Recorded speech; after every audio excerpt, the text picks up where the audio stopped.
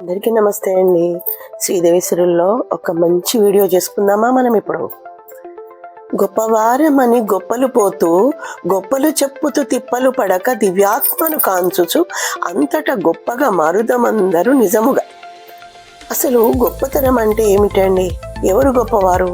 మనిషిని ఏది గొప్పగా తయారు చేస్తుంది? ఈ ప్రశ్నలకు సమాధానం చాలామంది మనలో అసలు చెప్పలేము. కానీ చాలా విషయాల్లో అందరూ మనల్ని మనమే గొప్పవాళ్ళుగా భావించేసుకుంటూ ఉంటాం. ఇది మన దౌర్భాగ్యం.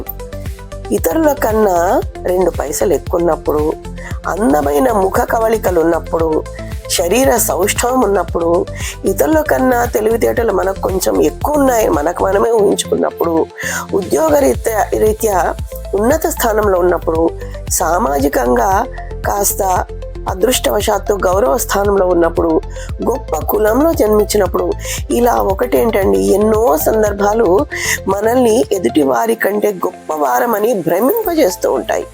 అయితే కొన్ని సందర్భాలలో ఆ గొప్పతనం మనది కాదండి. ఒకసారి ఊహించుకోండి. ఒక్కోసారి డబ్బుది, ఒక్కొక్కసారి హోదాది, ఒక్కొక్కసారి పలుకుబడిది, ఒక్కొక్కసారి కులానిది, వగైరా వగైరా. ఇలా చెప్పుకుంటూ పోతే ఈ గొప్పతనాల అస్తిత్వం అంతా క్షణభంగురమే, అంటే తాత్కాలికమే. నిజమైన గొప్పతనం అనేది గొప్పవారం అనేది మనం గొప్పవారం అని భావించేసుకోవడంలో ఉందా అండి? ఇతరులలో ఉన్న గొప్పతనాల్ని గుర్తించడంలో ఉందా? ఇతరులను తక్కువ చేయడం ద్వారా వచ్చే గొప్పతనం ఉందా? ఆలోచిస్తే గొప్పతనం అన్నది మనం మనస్సులో జనించిన ఒక మిథ్య అనేది మనకు అర్థమవుతుంది. శరీర కదలికలో కూడా గర్వం ప్రతి క్షణం తొంగి చూస్తూ ఉంటుంది కొంతమంది దగ్గర. పరస్పర గౌరవం అనే విలువను జీర్ణం చేసుకునేంత వరకు మానవ సమాజం అన్ని స్థలాలలోనూ ఈ గొప్పతనం అనే అహం నుండి బయటపడడం నిజంగానే దుస్సాధ్యమేనండి. నిజమైన గొప్పతనం ఆస్తిలో లేదు, అంతస్తులో లేదు, హోదాలో లేదు, మరి ఎక్కడుంది?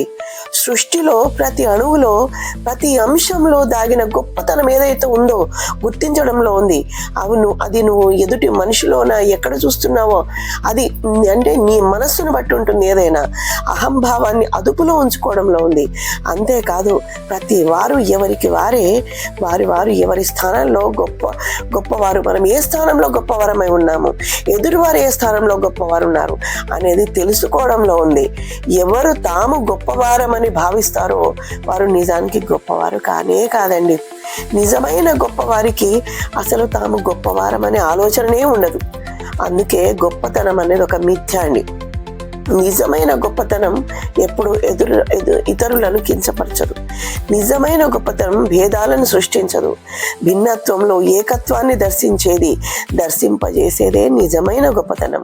భిన్నత్వంలో ఏకత్వాన్ని దర్శించడం అంటే సృష్టి అంతా వ్యాపించిన దివ్యత్వం ఏదైతే ఉందో ఆ దైవత్వాన్ని దర్శించడమే నిజమైన గొప్పతనం కాదంటారా? ఇలా మంచి వీడియోస్తో నేను ఎప్పుడు మీ ముందుకు వస్తూనే ఉంటాను. అంతవరకు నమస్తే.